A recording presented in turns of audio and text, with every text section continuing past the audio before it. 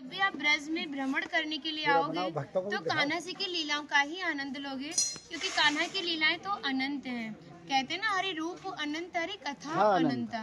लेकिन जब भी आप भांडीर वन में प्रवेश करोगे, कभी शास्त्रों का अध्ययन करोगे या किसी के मुखार विंद से श्रवण करोगे तो ज्ञात होगा कि भांडीर वन में एकमात्र लीला नहीं है, यहाँ पे हमारी 14 लीलाओं का उल्लेख है। प्रथम लीला श्री जी के विवाह की मानी जाती है, लेकिन सबसे बड़ा ग्रंथ श्रीमद् भागवत जी को माना जाता है। आपने उसका अध्ययन श्रवण किया हो तो राधा रानी का नाम उसमें आता है, नहीं आता? श्रीमद् भागवत में नहीं आता। नहीं आता, बिल्कुल नहीं आता, क्योंकि सुखदेव जी राधा रानी को परम गुरु मानते थे। जब राधा रानी का नाम ही श्रीमद् भागवत जी में नहीं दिया तो विवाह का उल्लेख कैसे हो सकता है? लेकिन श्रीमद् भागवत जी को छोड़ के 12 ग्रंथ ऐसे हैं जो हमारी लाडली जी के विवाह का उल्लेख करते हैं। लेकिन जिस भांडीर वट के नीचे आप खड़े हो, इसका श्रीमद् भागवत जी के 10वें स्कंद के 18वें अध्याय में 22वां श्लोक कि बृहंतो बाहि मानस्य 4 यंत्रस्य गोदनम भांडीरकम नाम बटम जम्बू कृष्णम प्रोग्राम, यानी वृक्ष द्वापर युग में बहुत विशाल था, 4 योजनों में फैला हुआ था। इसकी जो सीमा थी वो 15 किलोमीटर में थी, तो इसको पंचकोशीय वृक्ष के नाम से भी जानते थे। कान्हा जी इन्हीं की शाखाओं पर चढ़ के यमुना मैया को आर पार किया करते थे। मान्यता है कान्हा जी की जो 9 लाख गाय थी दोपहर के समय इसी वृक्ष के नीचे बैठ के विश्राम करती थी। तो माता जो भी माखन मिर्ची रोटी इत्यादि प्रसादम में रख देती थी, सभी ग्वाल वाल एकत्रित होकर दोपहर का भोजन करते थे।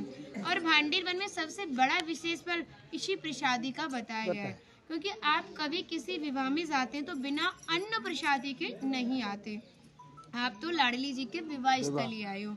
यहाँ पर जो दुर्वासा मुनि थे, जो दूब घास होती है उसी का रसपान करते थे। ब्रज की गोपियों ने इसी वट वृक्ष के नीचे उनको 56 प्रकार के व्यंजन खिलाए थे। यहाँ पर राधा कृष्ण में मल्ल युद्ध हुआ था, उसमें ये तय था कि जो भी हारेगा उसको भंडारा करना होगा। तो जब हमारे कान्हा जी हार गए थे तो ग्वाल वालों के साथ मिलके यहाँ पे भंडारा किया, उसी के नाम पर इसका नाम भांडीर वन पड़ा। यहाँ पर ब्राह्मण पत्नियों ने भी कान्हा जी को भोजन प्रसादी खिलाई है, और ठाकुर जी ने ब्रजवासियों से ये टुकड़े मांग के पाए थे, तभी नाम दिया था इसका मधुकरी। मांग के पाना मतलब मधुकरी। तभी शास्त्रों में ब्रजवासियों को अपना हृदय बताया और कहा कि जब तक ब्रजवासी की कृपा नहीं होगी, ठाकुर जी की कृपा बहुत दूर की बात है। यानी सर्वप्रथम ब्रजवासी की कृपा होना बहुत जरूरी है, जब ही हमारे ठाकुर जी हमारे ऊपर कृपा करते हैं। हमारी राधा रानी ने स्कंद पुराण में इस स्थान के बारे में ये कहा था कि जो भी गुप्त वृंदावन आएगा वो मोक्ष को प्राप्त होगा। यानी भांडीर वन को ही उन्होंने गुप्त वृंदावन कह के संबोधित किया। तो कान्हा बोले, तुम इतनी बड़ी बात को कह रही हो, लोग पाप करेंगे और सीधे दौड़े भांडीर वन चले जाएंगे, क्योंकि आपने तो मोक्ष धाम ही भांडीर वन को कह दिया। तब हमारी लाडली जी ने कहा, नहीं कान्हा, मैं जिस पर विशेष कृपा करूंगी, जिसके प्रति मेरी भक्ति भाव दोनों सच्चे हैं और भक्त मेरी शादी में उपस्थित है। यानी आज से 5,500 वर्ष पूर्व आप इस स्थान पर थे। मनुष्य तो कोई था नहीं, तो अपने आप को कीड़े मकोड़े, घास फूस, पतझड़ इत्यादि अपने आप को मान सकते हो। जो भक्त उनकी शादी में उपस्थित था वो भक्त कई बार वृंदावन आएगा, जब जाके गुप्त वृंदावन आएगा, और डायरेक्टली नहीं, किसी ना किसी के माध्यम से। इस स्थान तक पहुंचने के लिए माध्यम का होना बहुत जरूरी है, और सारा श्रेय भी माध्यम को जाता है, क्योंकि माध्यम ही हमें ऐसे दिव्य स्थान पर पहुंचाता है। और जो भी भक्त भांडीर वन में प्रवेश करेगा, प्रवेश करने से जो कान्हा ने 14 लीला भांडीर वन के अंदर की हैं, उनके दर्शन मात्र का फल प्राप्त होगा। और जो भी यहाँ की एक किनका प्रसादी पाएगा और एक रात्रि निवास करेगा, वो इस ब्रज गौलोक धाम से वैकुंठ गौलोक धाम को जाएगा, क्योंकि जो हमारे ठाकुर जी ने गौलोक धाम को इस 84 कोस में ही बांटा है। आप यहाँ पे जो भी दर्शन करोगे वो प्रकृति की देन के हिसाब से और मानव निर्मित दर्शन है, लेकिन आप गौलोक धाम में जो भी दर्शन करोगे वो ठाकुर जी के हिसाब से हैं। जैसे गर्ग संहिता के 6वें अध्याय का नाम है गौलोक खंड, आप उसका अध्ययन करोगे तो भांडीर वट का एक दिव्य वर्णन का अध्ययन करोगे। कहते हैं गौलोक धाम में ब्रजा नदी के किनारे भांडीर वट है, यानी यमुना मैया का नाम ही गौलोक धाम में ब्रजा है।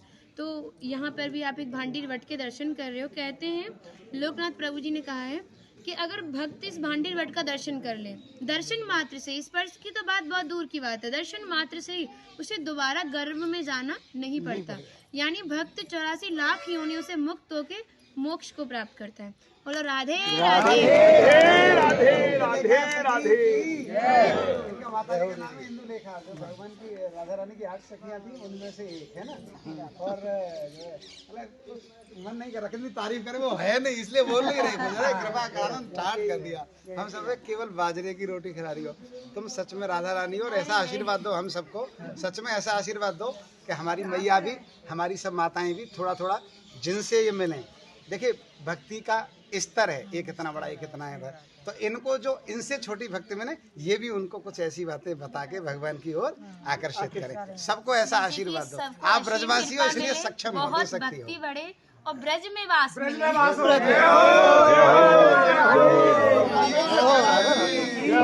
कहने से पहले कह दिया आपने।